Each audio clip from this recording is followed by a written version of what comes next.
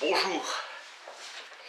Michel Foucault, dit et écrit, tome 2, 1976-1988. La tâche d'un intellectuel, tout simplement, le travail de la vérité. La caricature joue avec la grandeur pour la réduire de l'extérieur et en faire apparaître la dure et minuscule vérité. Jusqu'à ces dernières décennies, le risque médical concernait seulement l'individu soigné, à l'extrême sa descendance. Aujourd'hui, avec les techniques dont dispose la médecine, modifiant la structure génétique des cellules, c'est l'espèce humaine tout entière qui peut être affectée. La terreur, au fond, ce n'est pas le comble de la discipline, c'est son échec. Nous sommes dans un type de société où le pouvoir de la loi ne régresse pas, mais s'intègre à un pouvoir plus général, la norme. L'histoire est un processus qui englobe toute l'humanité. Je me demande si Dieu n'est pas le seul à avoir le droit au titre de spectateur. La monogamie contribue dans une large mesure au maintien de l'idéologie bourgeoise. La prison est une fabrique de délinquants. La fabrication de la délinquance par la prison, ce n'est pas un échec de la prison, c'est sa réussite puisqu'elle est faite pour ça. La prison permet la récidive. La tragédie du paysan, jusqu'à la fin du XVIIIe siècle, c'était peut-être encore la faim. Puis la tragédie de la loi et les effets mortels de la loi sur les hommes. Malraux était l'anti-Flaubert, avec pour les hommes et les choses ce respect, pour la littérature cette insolence qui faisait de lui bien plus qu'un écrivain. L'intellectuel, conscience universelle, sujet libre, s'opposant à ceux qui n'étaient pas que des compétences, qui n'étaient que des compétences au service de l'État. L'important est que la vérité n'est pas hors pouvoir, ni sans pouvoir. La vérité est de ce monde. Il ne s'agit pas d'affranchir la vérité de tout système de pouvoir. La force calme de l'État enveloppe sa violence, ses lois, ses règles, l'arbitraire. L'État est une codification de relations de pouvoir multiples qui lui permet de fonctionner et que la Révolution constitue un autre type de codification de ces relations. L'intellectuel spécifique s'oppose à l'intellectuel universel. Les rapports de pouvoir tels qu'ils fonctionnent dans une société comme la nôtre ont essentiellement pour point d'ancrage un certain rapport de force établi à un moment donné. Le problème de la souveraineté est le problème central du droit dans les sociétés occidentales. Depuis Kant, ce qui pour le philosophe est à penser, c'est le temps. Pour Foucault, on appauvrit la question du pouvoir quand on la pose uniquement en termes de législation ou de constitution. Le travail comme forme de dressage, la prise du pouvoir sur l'ordinaire de la vie. Le christianisme l'avait organisé autour de la confession, la faute banale, l'intention et le désir. Depuis le XIXe siècle, nous sommes tous devenus psychiatrisables. La plus rationalisante des sociétés s'est placée sous le signe valorisé et redouté d'une folie possible. Vieille question de Kant, que m'est-il permis d'espérer ? Robert Badinter, à aucun moment de sa vie, un homme ne dispose d'un pouvoir comparable à celui où il dit « Que vais-je faire de lui ?» Après la décision, le choix est radical. Sous réserve du droit de grâce, tout est fini. Le juge doit savoir au nom de quelle valeur il condamne ou absout. La psychiatrie a manœuvré pour arriver à se faire reconnaître comme partie de l'hygiène publique. Inhalation de nitrate d'amyle à des femmes par des internes ainsi conduites imbibées devant Charcot. La police politique a toujours existé en France, au moins depuis le XVIe siècle et la révocation de l'édit de Nantes. Michel Foucault, désormais la sécurité est au-dessus des lois. Prime de plaisir des policiers d'être brutaux avec un gauchiste, surtout s'il est jeune. Une folie n'est pas une folie jusqu'au moment où apparaît une société qui la crée. Voltaire Benjamin a dit que notre compréhension de l'histoire est celle des vainqueurs. Passage de la punition à la surveillance dans l'histoire de la répression. Au XIXe siècle, le crime était mépris de la loi, transgression et outrage fait au roi. Ainsi, la peine était réaction du pouvoir royal contre le criminel. Victor Hugo, le crime est un coup d'État venu d'en bas. Pour Nietzsche, le crime est une révolte contre le pouvoir établi. La prison produit des criminels, l'asile d'aliénés des fous et la clinique des malades, et cela dans l'intérêt du pouvoir. Pression sur le délinquant pour devenir homme de main, pour politicien douteux. Freud disait que nous ne sommes pas faits pour être heureux, car le processus de la civilisation impose le refoulement des pulsions. Le bouddhisme a des structures d'aveu. La manifestation du pouvoir revêt la forme pure du « tu ne dois pas ». Nietzsche disait que la vérité était le plus profond mensonge. À partir du XVIIe siècle, le fou a été défini essentiellement à partir de son incapacité à travailler. Oisiveté et incapacité à se plier aux règles fait d'un fou qu'il soit reconnu. La famille est l'instance à partir de laquelle s'opère l'exclusion du fou. Le fou est le marginal par rapport à la famille. La folie organise au Moyen-Âge la seule fête qui ne soit pas religieuse. En Occident, nous n'avons pas d'art érotique. Chez les Grecs, pour se débarrasser de quelqu'un, on l'exilait. Bannissement au Moyen-Âge, marquant les individus au fer rouge, pareil pour les fous. À la question « Qu'est-ce que l'État ?» Lénine a répondu que c'était l'organe de la répression de classe. Pour nous, le gouvernement est le corps de la volonté de l'État. C'est toujours une grande surprise pour Michel Foucault que ses œuvres soient lues et traduites à l'étranger. Il espère que son travail intéresse 10 ou 100 personnes. Celui qui écrit n'a pas le droit d'exiger d'être compris, comme il a voulu l'être lors de l'écriture. Avec la Guillaume Lapérière, le souverain doit toujours, pour être un bon souverain, se proposer une fin, c'est-à-dire le bien commun et le salut de tous. Avec Khomeini, c'est un mouvement pour se dégager de la domination par l'extérieur et de la politique de l'intérieur. Je n'aime pas les polémiques, discussions qui miment la guerre et parodient la justice. L'apparition d'une politique de santé doit être rapportée au processus général du bien-être de la société. Les médecins auront à enseigner aux individus les règles fondamentales d'hygiène, alimentation, habitat et se faire soigner. Le médecin prend pied dans les différentes instances du pouvoir. L'hôpital doit servir de structure d'appui à l'encadrement permanent de la population par le personnel médical. Une poudrière, appelée Islam, un peuple sans armes, se dresse en Iran et renverse de ses mains un régime tout-puissant. Se poser la question du pourquoi à propos du suicide, parce que je l'ai voulu. Spirale. Kant passe pour avoir vidé le ciel de tout ce qu'il avait de certain. Nul n'a le droit de dire « révoltez-vous pour moi ».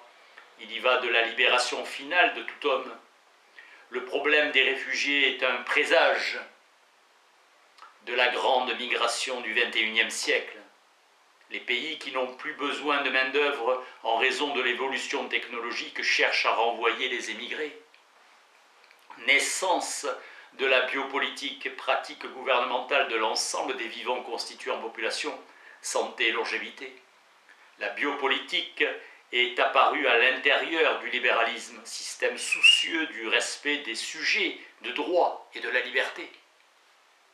L'efficacité du discours de Foucault se joue dans l'équilibre entre force de la démonstration et capacité à renvoyer à une expérience qui amène à une mutation des horizons culturels. Roland Barthes, rare équilibre de l'intelligence et de la création, paradoxal pouvoir de comprendre les choses telles qu'elles sont et de les inventer dans une fraîcheur jamais vue. Jean Cassien prescrit l'aveu, non par la simple énonciation des fautes commises, ni un exposé global de l'état de l'âme, mais par la verbalisation permanente de tous les mouvements de la pensée. Le pouvoir politique des sociétés européennes a évolué vers des formes de plus en plus centralisées. Le pharaon égyptien était un berger. Il recevait le jour de son couronnement la houlette du berger. Ce sont les Hébreux qui développèrent et amplifièrent le thème pastoral. Dieu seul est le berger de son peuple. Le rôle du pasteur est d'assurer le salut de son troupeau.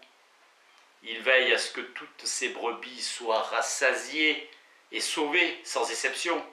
Le chrétien associe cette pratique à la direction de conscience. L'examen de conscience s'ouvrant à son directeur en révélant la profondeur de son âme. Le professeur Peter Brown m'a déclaré que notre tâche était de comprendre comment il se fait que la sexualité soit devenue dans nos cultures chrétiennes le sismographe de notre subjectivité. Voter est en soi une manière d'agir, puis c'est au gouvernement d'agir à son tour. Lacan voulait que la lecture de ces textes ne soit pas simplement une prise de conscience de ses idées. Il voulait que le lecteur se découvre lui-même comme sujet de désir à travers cette lecture. L'espace est fondamental dans toute forme de vie communautaire, dans tout exercice de pouvoir. Foucault a vécu 1 an en Pologne dans les années 60. 2 repères extrêmes, Socrate et Grégoire de Nice, le souci de soi, Épiméléia, a constitué un principe et une pratique constante. La philosophie est assimilée au soin de l'âme, et ce soin doit se poursuivre tout au long de la vie. Précepte de vie valorisé en Grèce, s'occuper de soi est un privilège. C'est la marque d'une supériorité sociale par opposition à ceux qui doivent s'occuper des autres pour les servir ou s'occuper d'un métier pour pouvoir vivre. Activité du souverain qui veille sur son peuple, le souci de soi comme un devoir et une obligation. Galien, pour devenir un homme accompli, chacun a besoin de s'exercer toute sa vie. Idée de tout un mouvement de l'existence par lequel on fait retour sur soi-même. L'âme se tourne vers elle-même, attirée vers le haut, vers l'élément divin, vers les essences. L'objectif est d'établir un certain nombre de relations à soi-même, se défaire des mauvaises habitudes. Combat permanent. Cette culture de soi a une fonction curative et thérapeutique. Démétrius fait référence à l'athlète, apprendre ce qui nous permet de résister aux événements.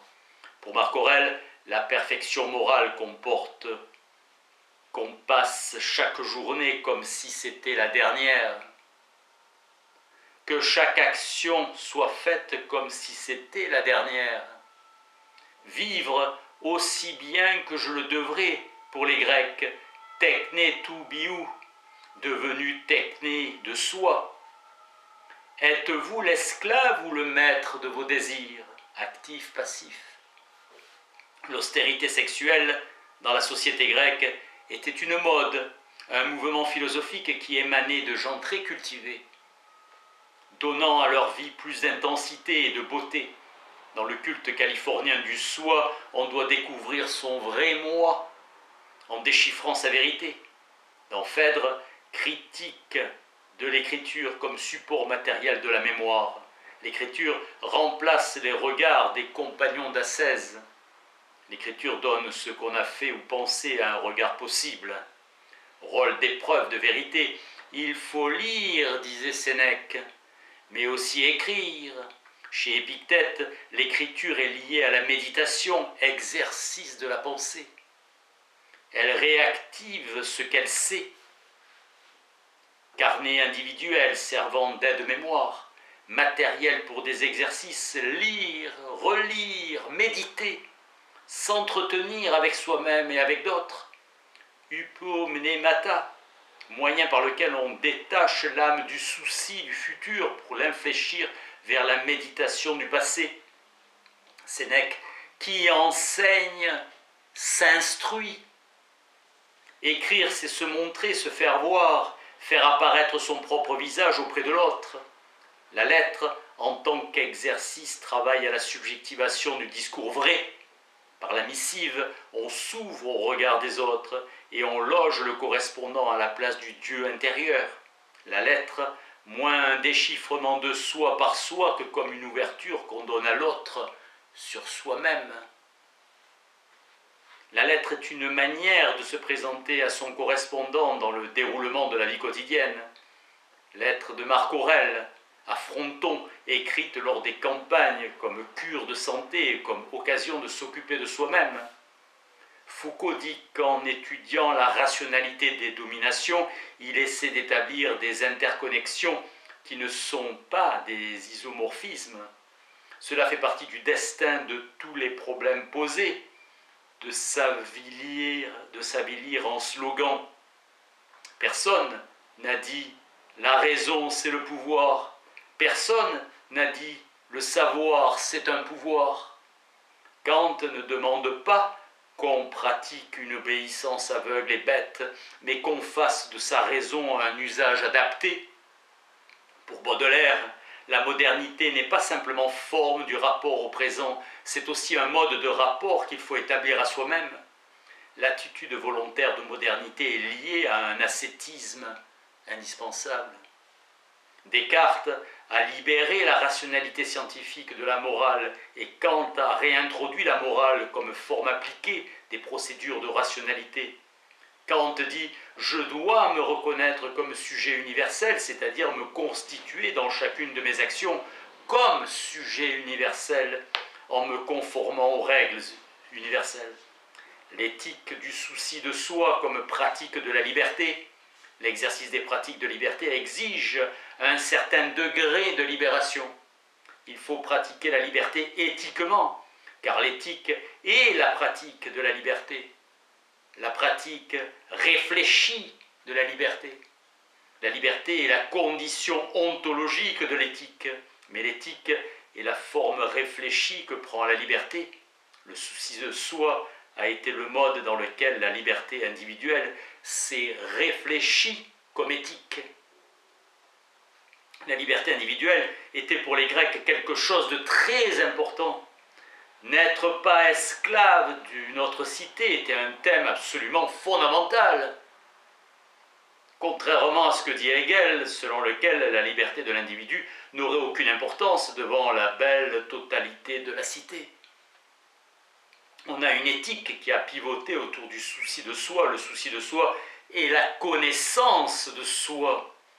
C'est aussi la connaissance des règles de conduite ou de principes qui sont vérité et prescription. La liberté signifie pour les Grecs le non-esclavage. Le souci de soi vise toujours le bien des autres. Sartre disait « le pouvoir c'est le mal ». Le pouvoir ce n'est pas le mal, c'est des stratégiques. Sartre fait allusion à la réalité du pouvoir comme domination. La tâche de la philosophie est d'avertir sur les dangers du pouvoir. Il y a bien eu une désacralisation théorique de l'espace où l'œuvre de Galilée a donné le signal. Une morale rigoureuse et des principes austères ont éclipsé le « prends soin de toi-même » au « connais-toi toi-même ». Platon donne la priorité au principe delphique « connais-toi toi-même ». La reconnaissance désigne tout le processus auquel le statut de pénitent astreint l'individu. Le pénitent est le point de convergence entre une conduite pénitentielle clairement exhibée, l'autopunition et la révélation de soi. La pénitence est théâtrale, acceptation de l'obligation de se révéler. L'obéissance implique le contrôle intégral de la conduite par le maître. L'autre trait qui caractérise la vie monastique est que la contemplation figure le bien suprême.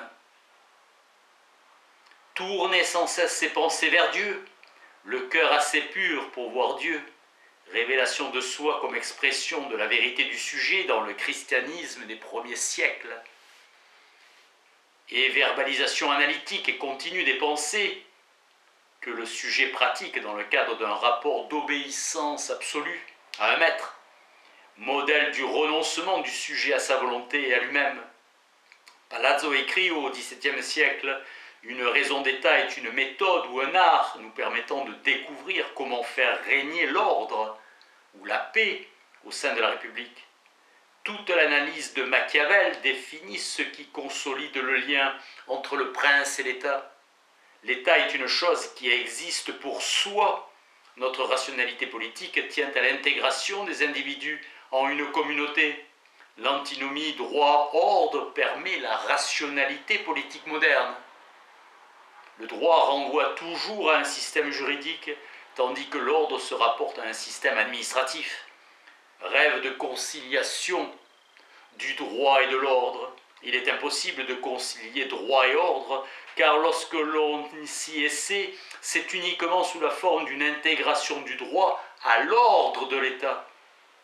On ne saurait isoler l'apparition de la science sociale de l'essor de cette nouvelle rationalité politique. Chacun sait que l'ethnologie est née de la colonisation sans être une science impérialiste. Merci.